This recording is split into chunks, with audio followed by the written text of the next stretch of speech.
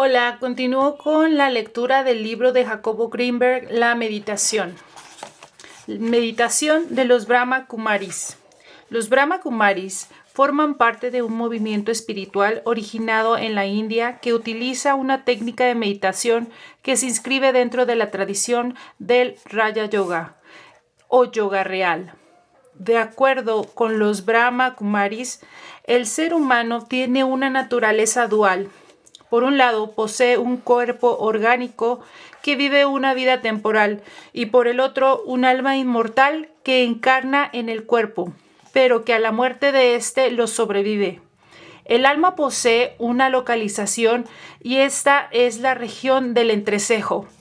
En la meditación Raja Yoga, los Brahma Kumaris, el meditador debe recordarse a sí mismo como alma, concentrado su atención precisamente en su localización en el entrecejo. Esta vivencia hace que el meditador se ponga en contacto con su verdadera naturaleza en la conciencia del alma y no en la del cuerpo.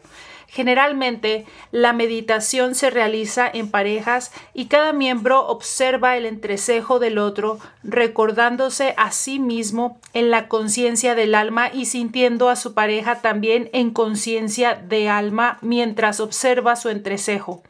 La meditación se acompaña de una música suave y tranquilizadora y se ejecuta en periodos de aproximadamente 20 minutos. Los Brahma Kumaris también meditan en grupo escogiendo a uno de ellos como centro de atención, de tal forma que todos se concentran en el entrecejo de esta persona visualizándolo en conciencia de alma, mientras que este último observa el entrecejo de cada miembro del grupo por turno y también recordándolo en conciencia de alma. La vida para los Brahma Kumaris es una especie de escenario teatral en el cual cada uno de nosotros lleva a cabo un papel dentro del drama de la existencia. La sabiduría consiste en no confundir el drama con la realidad, sino mantener la conciencia de que se trata de una actuación. A continuación, reproduzco un escrito de los Brahma Kumaris en el cual se describe lo anterior y se propone un método de meditación para la vida cotidiana. Un mundo de verdaderos héroes. El verdadero héroe. El verdadero héroe ve la vida como una obra de teatro y experimenta intensamente cada escena y cada momento. Es un personaje que toma todas las escenas que vive con una enseñanza profundamente humana y transforma día a día su mundo, mejorando cada vez más su actitud hacia él mismo y hacia los demás. Al estar consciente de ser un personaje del teatro de la vida, elige representar su papel de tal manera que siempre avanza como ser humano. En escena, el verdadero héroe ubica el campo de batalla dentro de sí mismo. Sabe que su transformación es la transformación del mundo que lo rodea. El campo de batalla. El campo de batalla del verdadero héroe es la vida diaria. El verdadero héroe entra en escena armado con los poderes de sus pensamientos y adornado con las joyas de sus virtudes. Sus enemigos no son los personajes del escenario, sino los obstáculos que crea en su mente o al actuar sin una verdadera conciencia. La verdadera victoria. La verdadera victoria para el verdadero héroe es el mantener la actitud precisa para progresar en su transformación. Victoria es también mantener la actitud que lo haga ser consciente de su identidad auténtica, con el papel que desea interpretar en la vida. El verdadero héroe vive la victoria con humildad.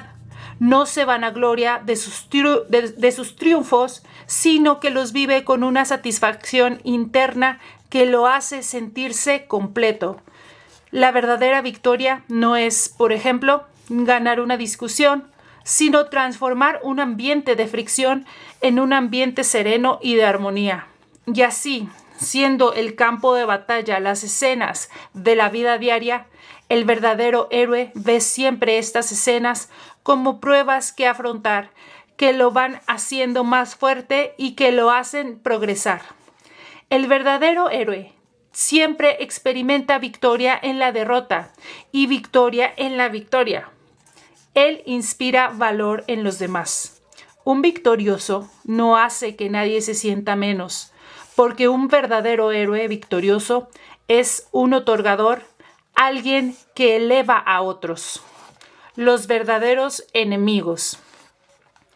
El verdadero héroe nunca ve a los otros personajes como enemigos, sino que ve en todos la posibilidad de que ellos también lleguen a ser héroes junto a él. Los verdaderos enemigos con quienes se enfrenta en la batalla son sus propios hábitos o rasgos de personalidad negativos. Sabe que estos se fueron formando al repetirlos constantemente en sus actuaciones del pasado y que llegaron a integrarse en su personalidad como una hendidura en la tierra que se vuelve cada vez más profunda con el continuo pasar del agua. El verdadero héroe, consciente de esto, modifica su conducta para no profundizar más la hendidura de sus enemigos, sino la de sus cualidades y virtudes. El verdadero héroe es soberano de sí mismo, de sus pensamientos, palabras y acciones. Así transforma preocupación en optimismo, envidia en satisfacción consigo mismo y respecto a los demás, placeres perecederos en experiencias humanitarias y espirituales, apego o dependencia en amor verdadero, desamor hacia uno mismo en autorrespeto, ego en humildad. Los 8 poderes. Los 8 poderes son las armas del verdadero héroe. Los 8 poderes son actitudes y pensamientos que ayudan al verdadero héroe a representar su papel en la obra de teatro con precisión. 1. Introspección. Me convierto en el verdadero héroe cuando tengo la capacidad de actuar en el escenario y, al mismo tiempo, observo la escena. Para esto, necesito entrar en un estado de introspección, de estar en la esencia de mi ser, en mi verdadera identidad, y así identificar a mi cuerpo como el traje del personaje que estoy interpretando. El poder de introspección es la capacidad de entrar al lugar en donde me encuentro yo, donde soy auténticamente yo, y no lo que los demás quieren que yo sea. En este lugar me encuentro a gusto conmigo mismo, disfruto de mi propia compañía, porque mientras más profundizo en mi ser, más descubro y experimento mis cualidades originales de paz, amor, pureza, energía y contento. Estas cualidades se fueron mezclando y contaminando con otros sentimientos al dejarme manipular por las escenas de la vida diaria. Cuando me reencuentro con mi ser y sus cualidades originales, controlo yo las situaciones y éstas no me manejan más. Observo las escenas desde mi más profundo ser y así decido representar el mejor papel en el escenario, el del verdadero héroe, que logra victorias verdaderas. El poder de introspección es la base para aplicar los otros poderes. Poner un punto final. Pasado es pasado. El verdadero héroe vive el presente con mucha intensidad. No se desgasta pensando en sus fracasos del pasado, ni se duerme en los laureles de sus victorias pasadas. Sigue creciendo cada día. Está abierto a lo nuevo. Cada día se permite a sí mismo ser nuevo y deja también a los otros personajes de la escena ser alguien que se puede transformar en cada momento. Voy a la esencia y dejo florecer lo que profundamente soy. Así, del respeto a mí mismo surge el respeto a los demás. Sin el lastre del pasado, Brilla en mi cara el optimismo de iniciar la vida cada día, el entusiasmo de vivir mi presente y construir mi futuro. Tengo la capacidad de transformación en mí y, consecuentemente, en los demás. El verdadero héroe pone punto final también a los pensamientos inútiles. Los pensamientos inútiles son los que debilitan al ser y le impiden ver la realidad como es. Son los pensamientos que producen negatividad y sufrimiento. El verdadero héroe desarrolla el hábito de generar solo pensamientos creativos, productivos y positivos. No se ocupa de pensar en el papel que representan los demás o qué deberían representar, sino se ocupa de su propio papel. Tolerancia. El poder de la tolerancia no funciona como una fuerza de oposición, sino como una fuerza interior que nace de combinar los otros poderes con la introspección. El verdadero héroe comprende cómo viven la escena los demás. Es flexible con la variedad de papeles de los demás personajes. Con el poder de poner punto final al pasado, deja que el otro personaje sea alguien nuevo en cualquier momento. El verdadero héroe es capaz de conciliar la fuerza de extroversión del personaje en escena con la suya de introspección, que es suficientemente poderosa como para finalizar la batalla, en la cual salen triunfantes ambos. De este modo, él disfruta de la transformación que se da en la secuencia de escenas como amo de su actuación. El verdadero héroe sabe que tiene que tolerar no solamente una vez, sino muchas veces. El fruto de su tolerancia es eterno y dulce, y los otros definitivamente cambiarán. La tolerancia no es reprimir o contener, sino que es un estado que surge de sentirse completo y satisfecho consigo mismo, lo cual le permite dar a los demás los frutos de su estado. Al recibir una pedrada, da un fruto a cambio. Tolerancia significa llenarse uno mismo de poder y dar poder a los otros. El verdadero héroe aplica la tolerancia en su actitud hacia otros y también en circunstancias difíciles. Reducir la expansión a su esencia es lo que se llama tolerancia. El engrandecer los obstáculos en la mente significa crear una montaña. El verdadero héroe reduce, no expande. Él reduce los obstáculos a su esencia. Esencia es tomar el camino con atajos. Así, él ahorra tiempo, está constantemente alegre, nunca pierde la esperanza ni se descorazona. Discriminar. Ser actor en la escena y al mismo tiempo observador desapegado es una táctica del verdadero héroe para poder discriminar.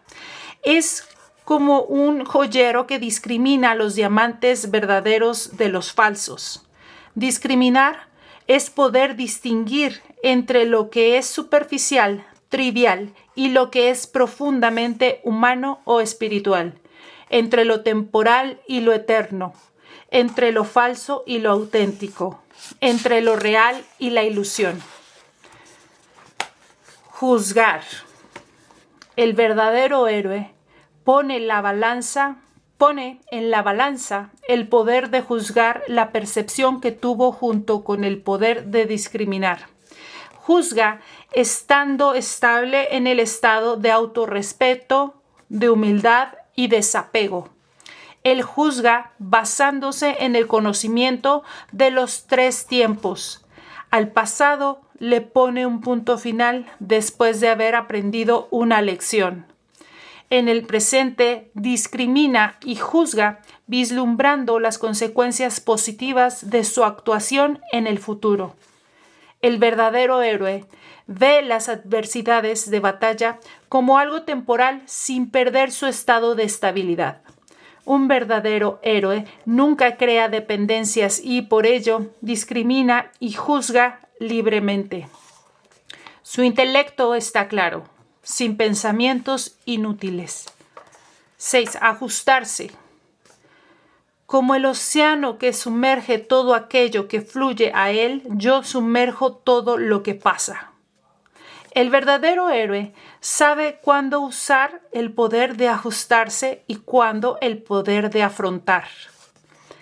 Para decidir si debe ajustarse o afrontar, usa los poderes de discriminar y juzgar en primer lugar. El verdadero héroe está preparado para actuar en cualquier escena de la vida diaria. Sabe que las escenas se pueden presentar diferentes a lo que él esperaba. Conoce todos los elementos que componen cada escena del teatro de la vida, desde los detalles del escenario hasta las actitudes más sutiles de los demás personajes.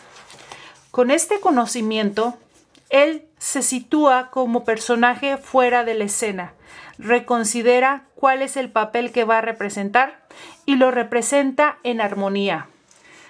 Afrontar.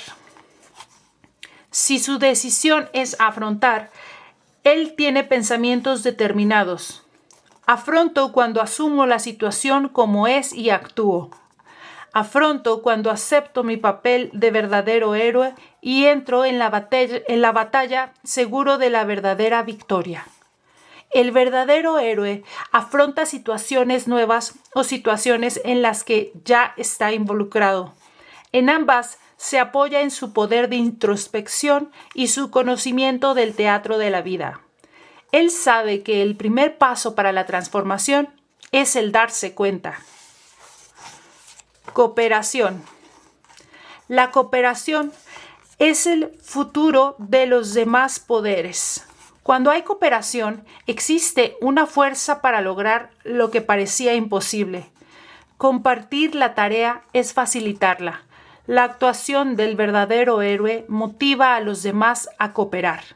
Cada personaje del mundo es único y su colaboración también es única. Por eso, la cooperación de todos y cada uno de los seres humanos es necesaria para la creación de un mundo mejor. Meditación olmeca. Tal y como se describió en la introducción, los olmecas fueron un pueblo altamente desarrollado que opinaba que el verdadero significado de la existencia consiste en participar, propiciando el desarrollo y mantenimiento del orden cósmico. Existen evidencias que indican que los olmecas desarrollaron sistemas meditativos cuyas instrucciones se encuentran grabadas en las grandes estatuas de piedra que esculpieron. Posiblemente ellos fueron los originadores del chamanismo en México, cuyos representantes todavía existen. La meditación olmeca implica un manejo corporal muy interesante, el cual tiene un efecto vitalizador, de rejuvenecimiento y de mantenimiento de un estado de salud óptimo.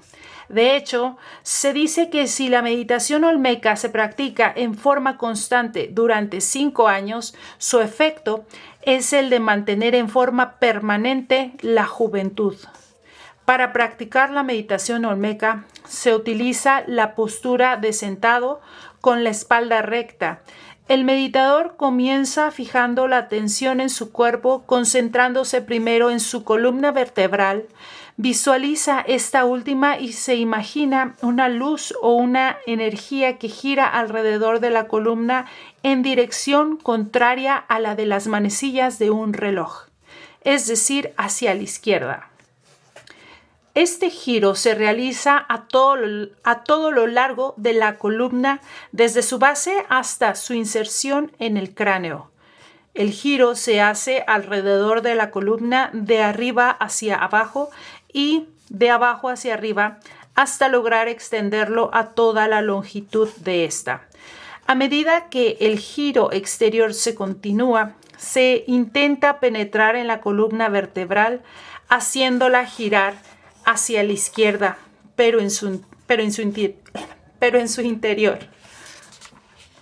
Si el meditador tiene éxito, pronto notará que toda su columna vertebral manifiesta un giro sostenido hacia la izquierda en toda su extensión y longitud.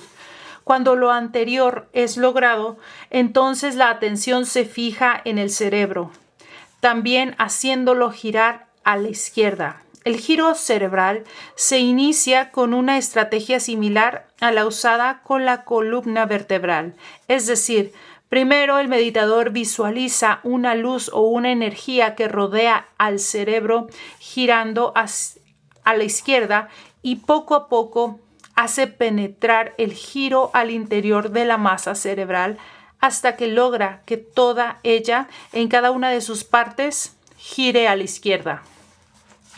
Más adelante, y utilizando un procedimiento similar, se atiende a cada órgano del cuerpo: corazón, pulmones, estómago, intestinos, genitales, etc. Y se los hace girar a la izquierda. Por último, el giro se extiende a las piernas, los brazos, el tórax y, en general, a todo el cuerpo. No existe límite de tiempo para mantener el giro a la izquierda y se recomienda continuarlo a lo largo del día sin interrupciones. Si esto no es posible, entonces 2 periodos de giro de 20 minutos cada uno serán suficientes para empezar a sentir beneficios derivados de esta práctica. Meditación chamánica. Existe una gran cantidad de técnicas de meditación utilizadas por los chamanes mexicanos. Cada linaje de chamanes practica técnicas específicas que tienen su origen en periodos remotos. Los chamanes mexicanos utilizan estas técnicas para purificarse y prepararse en sus labores de curación o en sus trabajos como psicólogos autóctonos. A continuación, se explican algunas de estas técnicas de meditación tal y como las usan los chamanes referidos en el texto. Técnicas de meditación de Don Lucio de Morelos.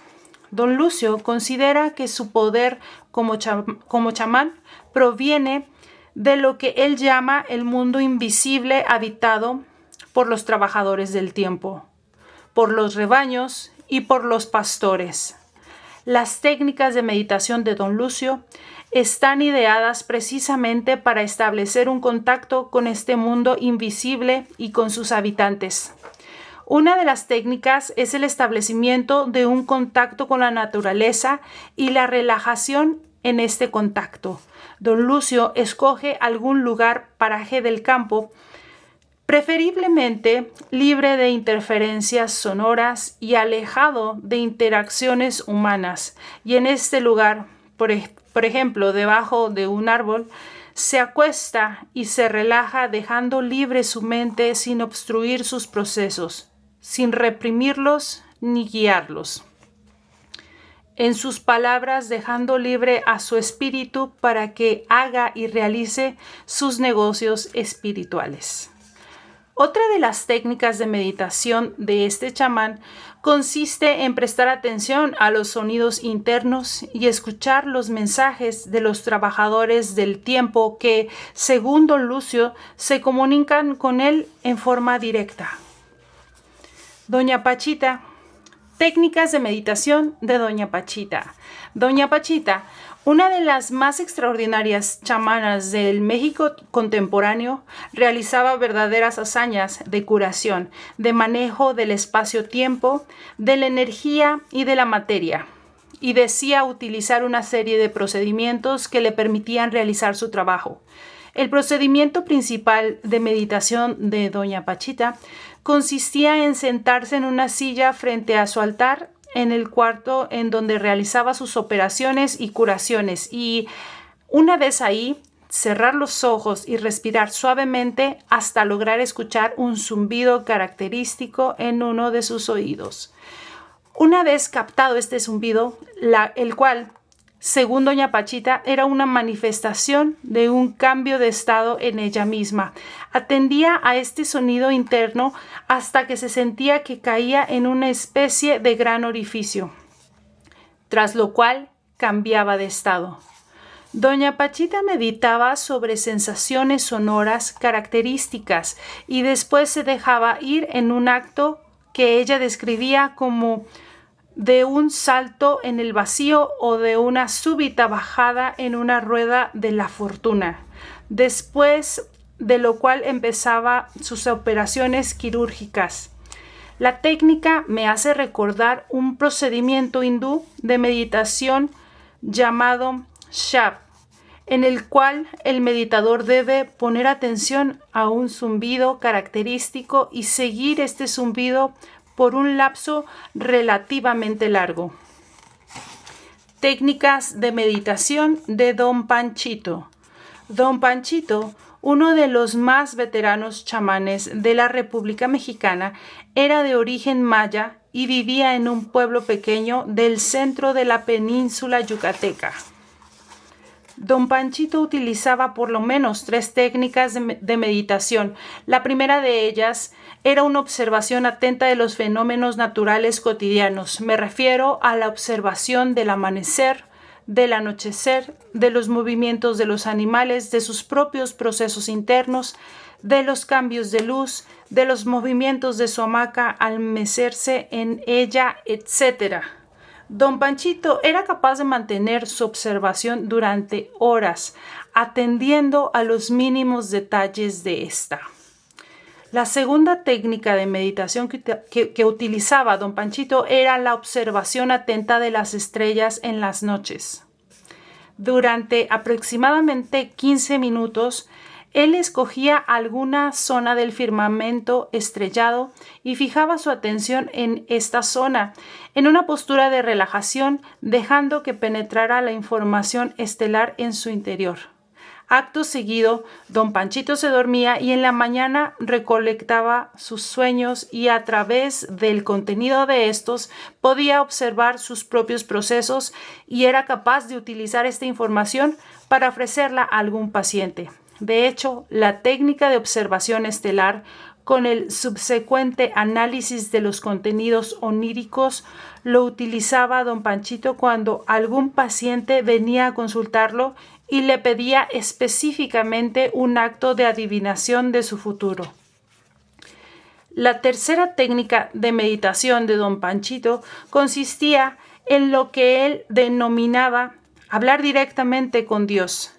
De esta técnica lo único que puedo mencionar es que Don Panchito ponía énfasis en que el sujeto del desarrollo debía aprender a establecer un diálogo directo con Dios y mantener este diálogo sin intermediarios.